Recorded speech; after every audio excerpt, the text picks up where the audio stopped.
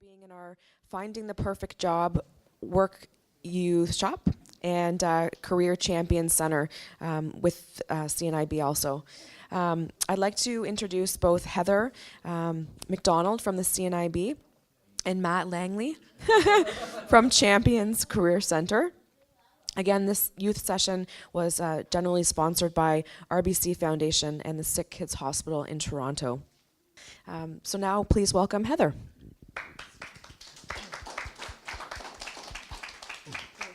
Thank you. So I just have been asked to do just a little public service announcement. There's Mr. Claus outside, and he said, just beware, it's 2 months to Christmas. Just to make you all happy.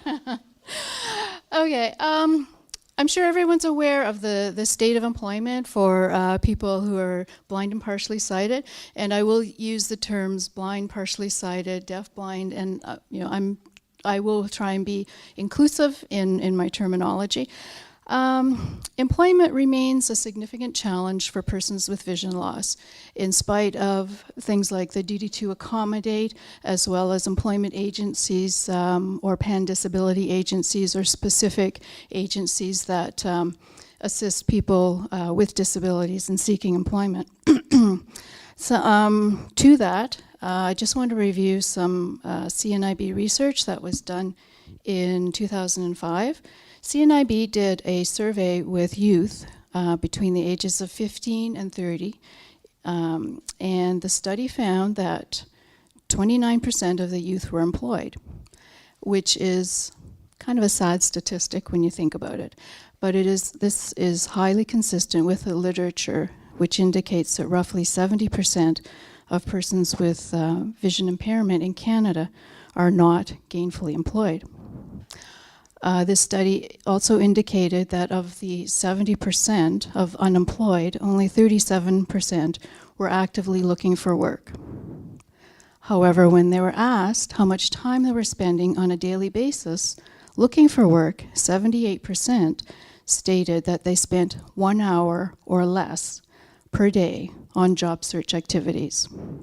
So you can kind of envision a bit of a cause and effect there. If you're not actively really looking for work, you're not really going to be successful in gaining employment. Many of the participants had not submitted a single application or attended a job interview in the previous year. So this raises some questions. Do youth with vision impairments understand that finding a job involves a number of different tasks, including scanning job postings, networking, researching organizations, and further skills development when necessary? Research also suggested that youth with vision impairments are often limited in the range of opportunities where they are steered.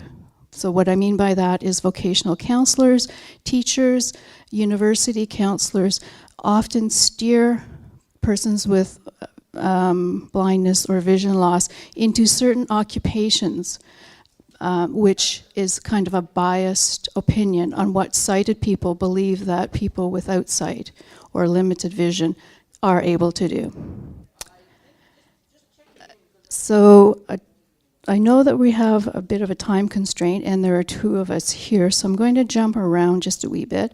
The same study addressed some of the barriers that persons with vision loss believed that they were encountering in employment, but they were very optimistic in how they would overcome those barriers. The interesting point is that roughly half of the parents who were interviewed were not so optimistic that their children would be able to overcome these barriers. So I just want to read a quote to you from a person who has vision loss, who has not allowed that to restrict his career.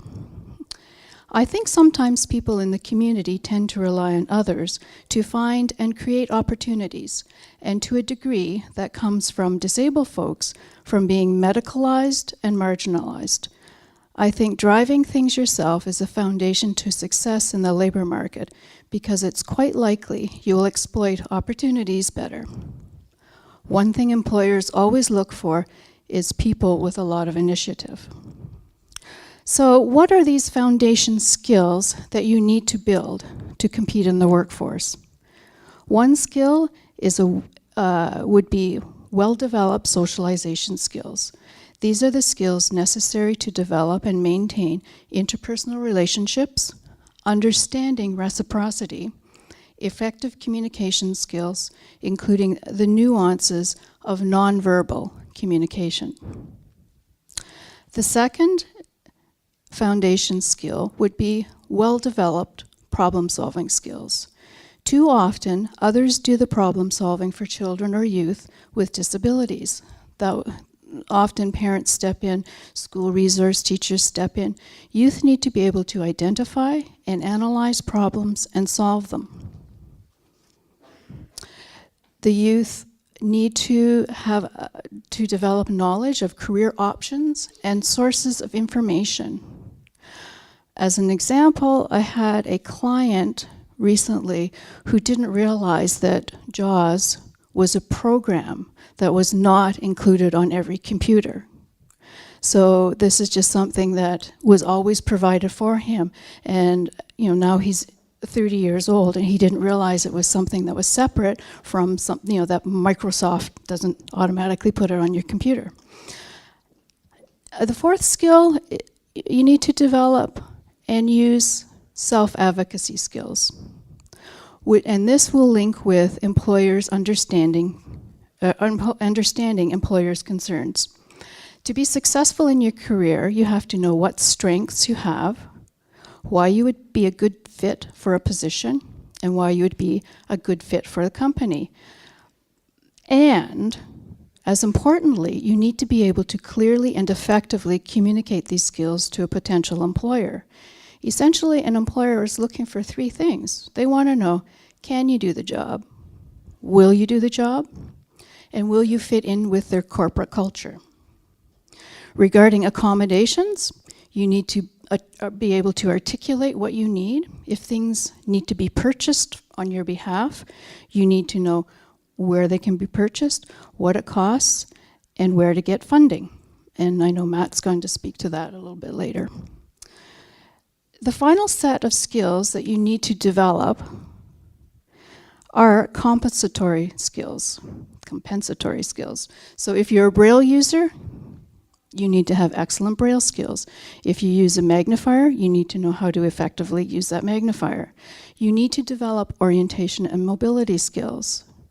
You need to be able to get to work. You need to be able to get out of the house. You need to have transportation to get to work. You need to, in an interview, you need to walk into that interview, as Mark said previously, with your head held high and your shoulders back. You need to exude confidence. You need to have daily living skills. You have to be able to know whether you've got one blue sock on and one black sock on. There are ways of managing how you can determine what color your socks are. That sounds pretty basic, but it is a skill that's necessary. And you need to be aware of career education content. For example, to be successful in the workplace, you have to be able to read at least 130 words a minute, 150 words a minute. Now, some of those skills you'll recognize as being skills that everyone needs to be successful in the workplace. The Canadian Chamber of Commerce this month published an article entitled "A Battle We Can't Afford to Lose: Getting Young Canadians from Education to Employment." And they're talking about a lot of the soft skills that are necessary. So by soft skills, things like literacy, numeracy, communications, technology literacy, relationship building, problem solving, and analysis. So these are all skills that everyone can develop. Interesting fact that came out of the Canadian Chamber of Commerce study was that on average it takes Canadians 8 years to transition from high school graduation to a full-time job. People these days are under the impression, and rightfully so, we have very poor labor market statistics. And so we don't know exactly what the labor market looks like. Are we in a skills deficit? Well, yes. Do we have too many people graduating from university and working several jobs? Yes, we do. Is this a trend? Some research says yes, it is a trend. Some people are saying no, it's not the end of one full-time permanent job for people. Some people are talking about portfolio jobs, which is having more than one job at the same time, like 2 or 3 jobs. We don't know. They're just, from my reading of the labor market information out there, there are as many research evidence in both ways. So it's a guess. One thing we do know is that the economy rewards people not based on what you know, but on what you can do. So when you can go to an employer with a resume that shows that you have had employment, and by the time you're 16, you should have had some employment, part-time, weekend, summer job, and parents need to be supporting that. Schools need to be supporting that. There's another research, CNIB research study done in 2012. It looked at employment preparedness, assessing 12 different factors that people who are employed, the higher the levels that they have on these 12 factors, the more likely they are to be gainfully employed. And I'll just briefly run through those factors. Technology, support, as you heard Mark say this morning, his family support was optimal for him being successful today. Disability, knowing your disability and how to explain your disability to someone else, but also how you compensate for that. Communication was another factor. Upbringing, and by that it's connected to support, but upbringing in that the expectation that you will do what your siblings do. Your work history, like I said, you need to have some sort of employment by the time you're 16. The greatest indicator of whether you're going to be successful as an employee in life, as an adult, I should say, the greatest indicator of that is having had employment as a teenager. Another factor is language. If you have learned a second language, you're more likely to be successfully employed. If you know how to look for work, obviously you're going to be more successfully being employed. Networking skills are extremely important, as well as your job search strategy. And a targeted job search, knowing the basic things. Don't be lazy on your resume. Every job that you apply for with a resume, that resume needs to be tailor-made to that job that you're applying for. And for persons who are employed, the greatest factor of success is having the accommodations that you need for work. Now, there are a number of CNIB services that have been built around assisting people to transition and gain the skills that they need to have. There's a number of what we call SCORE programs, and those programs for all ages. Some of them are locally based, some are regional, and some are nationally based. The regional and national programs are on an application process. The coolest one, I think, is a 2-week program in Ontario, and with extensive leadership training and life skills development to prepare for independent living and post-secondary studies and employment. As well as we do have an Alberta Youth Advisory Council and a National Youth Advisory Council. And if you're interested in either of those councils, you can contact me.